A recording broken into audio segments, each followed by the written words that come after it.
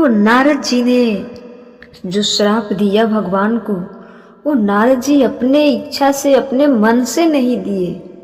वो प्रभु की माया थी, वो प्रभु की माया थी। नारद को जब विवाह करने की भी इच्छा हुई, वो नारद की इच्छा नहीं थी, वो भगवान की माया ही थी। ठीक है, नारद भगवान जो भी करते हैं ना, तो हम सब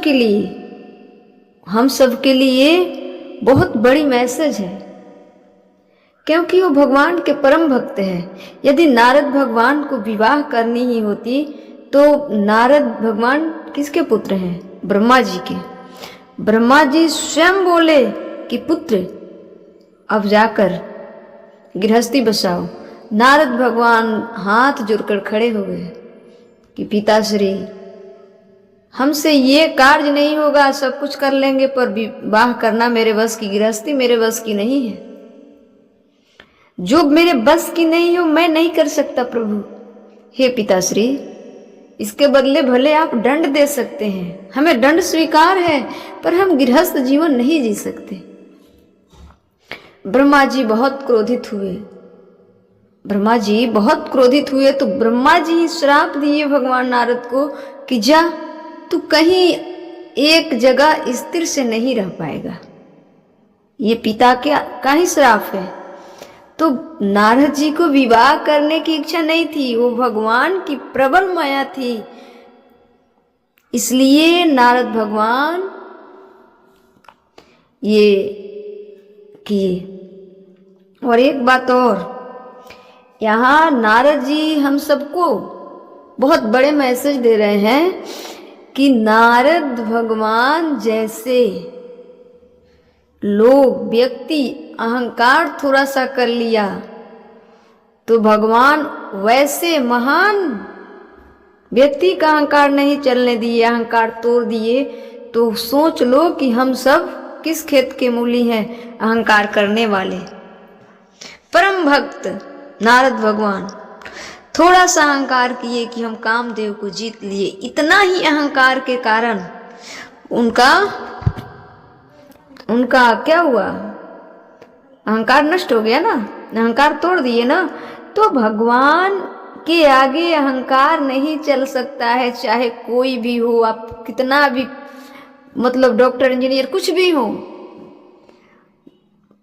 4 PhD किए हो, उससे कोई बहस नहीं भगवान के आगे। उसका मान्य भगवान के सामने कोई नहीं है। भगवान के सामने सरल ही रहना अच्छा है। भगवान के सामने सरल ही रहना अच्छा है।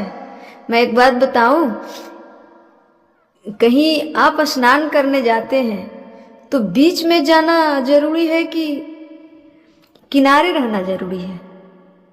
बीच में जाओगे तो डूबने की संभावना हो सकती है, पर किनारे रहोगे तो कभी नहीं डूब सकते हो। इसलिए किनारे ही रहो। भगवान की माया बड़ी प्रबल है। भगवान की माया के बारे में जानने की इच्छा भी मत करो। थोड़ी सी इच्छा होगी, पतन हो जाएगी, डूब जाओगे। बताओ कि नारद जैसे महर्षि भगवान के माया जाल में फंस गए, भगवान को ही श्राप दे डाले, तो हम और आप किस खेत के मूली हैं? इसलिए भगवान की माया प्रबल है। जहाँ से हम लोग की बुद्धि खत्म होती है, समाप्त होती है, वहाँ से भगवान की बुद्धि स्टार्ट होती है। उस त्रिभुवनपति को, जिस त्रिभुवनपति को वेद इति इति इति कह के पुकारती है, उस त्रिभुवनपति के आगे हम सब अहंकार किस बात के कर सकते हैं? उनकी माया के आगे एक भी चलेगी क्या? किसी की चली है तो बता दो। इसलिए अहंकार जिसके पास जो हो अहंकार करने लायक वो कर सकता है, पर मेरे पास तो कुछ है ही नहीं कि मैं अहंकार करूं। यदि अहंकार ही करना है तो इस बात का अहंकार करो कि श्री कृष्ण मेरे हैं, श्री राम मेरे हैं, श्री राधा रानी मेरी है।